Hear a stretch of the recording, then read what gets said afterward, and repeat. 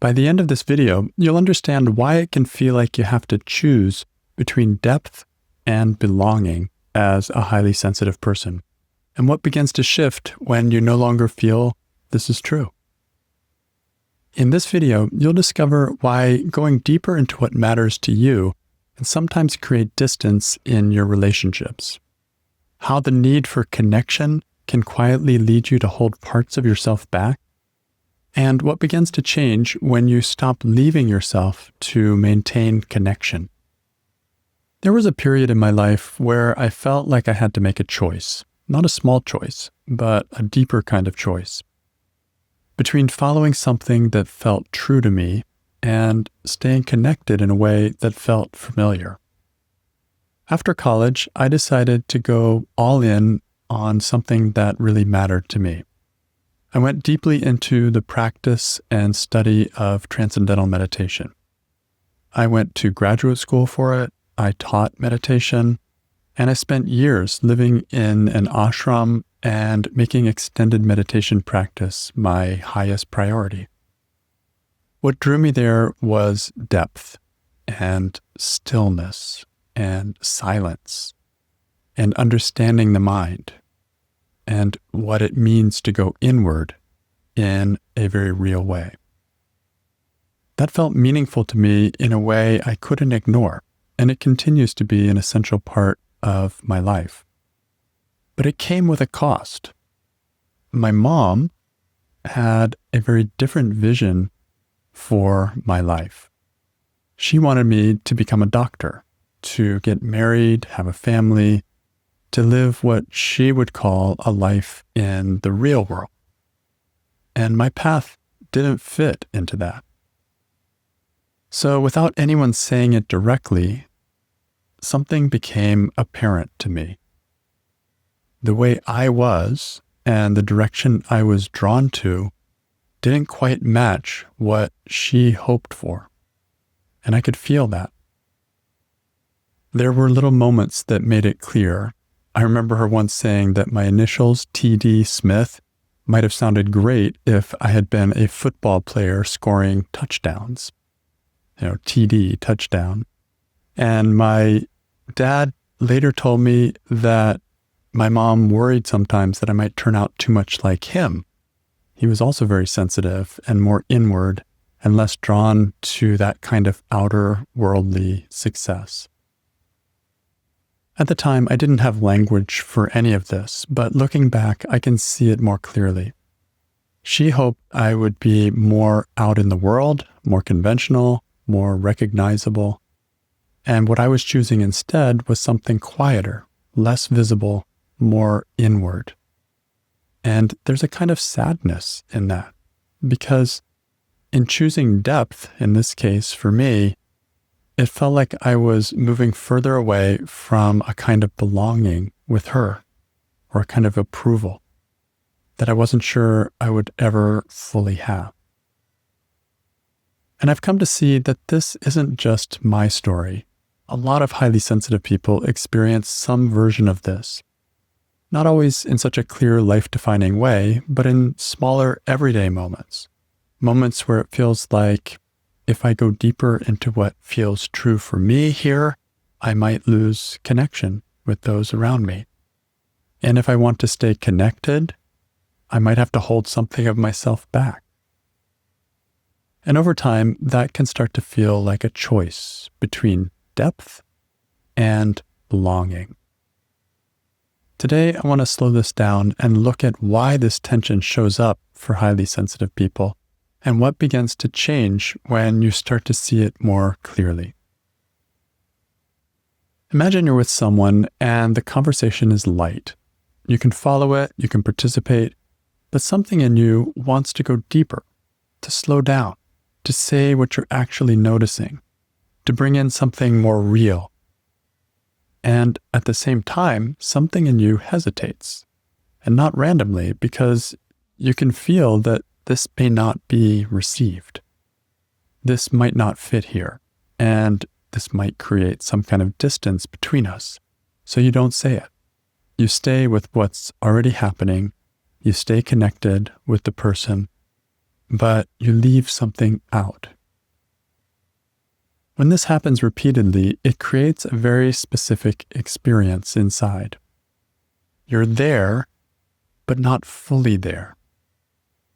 One part of you is in the interaction, responding, engaging, staying connected, and another part of you is slightly pulled back, noticing what you didn't say. And over time, this becomes familiar. Being connected on the surface, but alone in what actually matters most to you.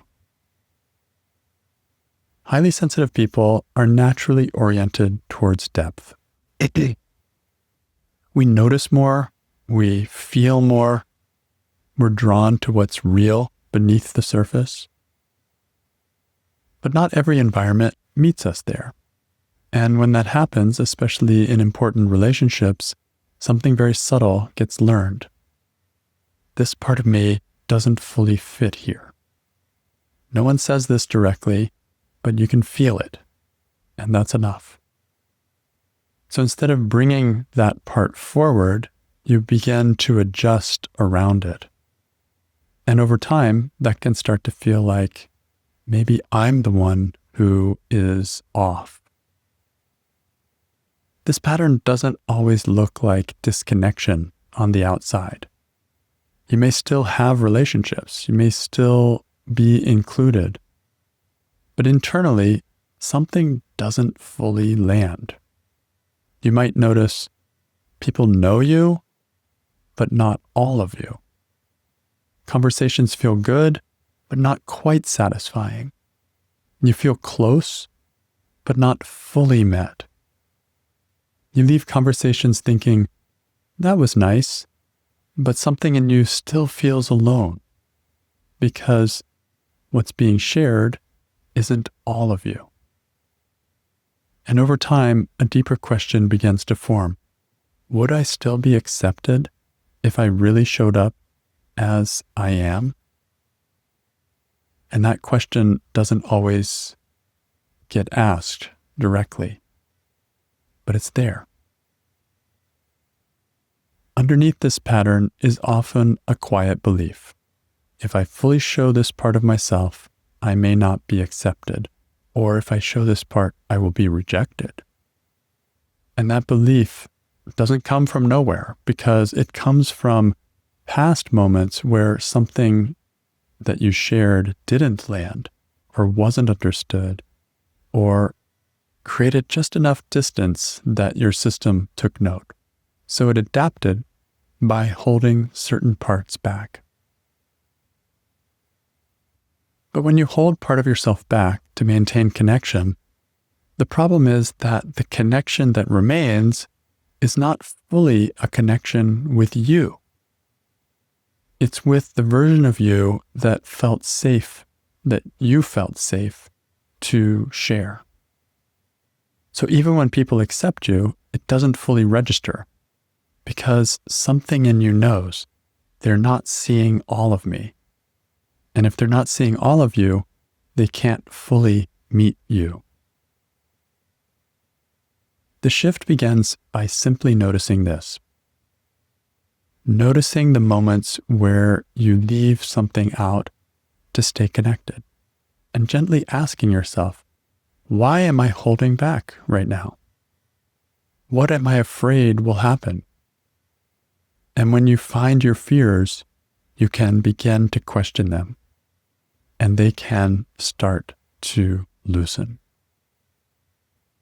Over time, a different possibility begins to appear. Not, why do I have to choose between depth and belonging?